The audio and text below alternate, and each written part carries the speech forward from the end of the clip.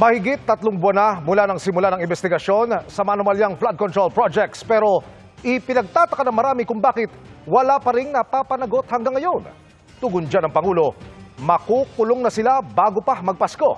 Nakatutok si Ivan Mayrina. Wala silang Merry Christmas. Before Christmas, makukulong na sila. Ito ang tiniyak ni Pangulong Bongbong Marcos sa kanyang press conference kanina. Makukulong na niya ang mga sangkot sa mga maanumalyang flood control project. Palagay ko, hindi palagay ko, alam ko, bago magpasko, marami dito sa napangalanan dito ay palagay ko matatapos na yung kaso nila, buo na yung kaso, makukulong na sila. Ay sa Pangulo, may 37 individual na sangkot sa flood control scandal. Base sa unang batch ng cases referral ng Independent Commission for Infrastructure o ICI sa Ombudsman. Ito ang mga naimbestigahan na at may nakalat na ebidensya. Hindi tinukoy ng Pangulo kung sino ang kabilang sa listahan, pero kabilang sa mga nirefer ng ICI, si dating Congressman at Appropriations Committee Chairman Zaldico, na hanggang ngayon ayaw magbalik bansa dahil sa mga banta umano sa kanyang buhay. Nariyan pa rin ang posibilidad na maging state witness si Ko kung mapatunayang hindi siya ang pinaka-guilty base sa pagsusuri ng korte. Hindi pa nasampahan ang kaso, therefore the request for the cancellation of his passport cannot yet be made.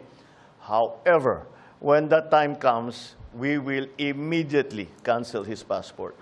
Ibang usapan naman ang tungkol sa dating speaker at pinsan ng Pangulo na si Congressman Martin Romualdez na iniuugnay din sa kontrobersya. Wala pa raw kasing ebidensya laban sa kanya sa ngayon. Not as yet. Not as yet. If something else comes out, then he might have to be answerable for something.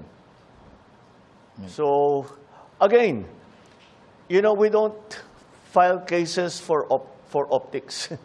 We file cases to put people in jail or to make people answer. I know that there are many, many suggestions of who else we should file cases against. Well, we're fine with that. Provide us the evidence and we will file cases against them.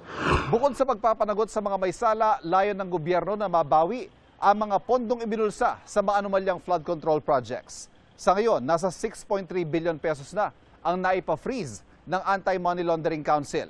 Hinahabol na rin ng BIR ang mga sangkot para sa mga hindi nabayarang buwis at i-auction na rin ang milyong-milyong pisong halaga ng mga sasakyan na mag-asawang diskaya.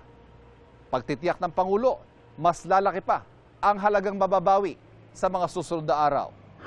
May mga ginagawa na rin daw na reforma ang mga ahensya ng pamahalaan para maging mas transparent ang mga transaksyon sa mga proyekto at hindi na maulit ang mga ganitong anomalya.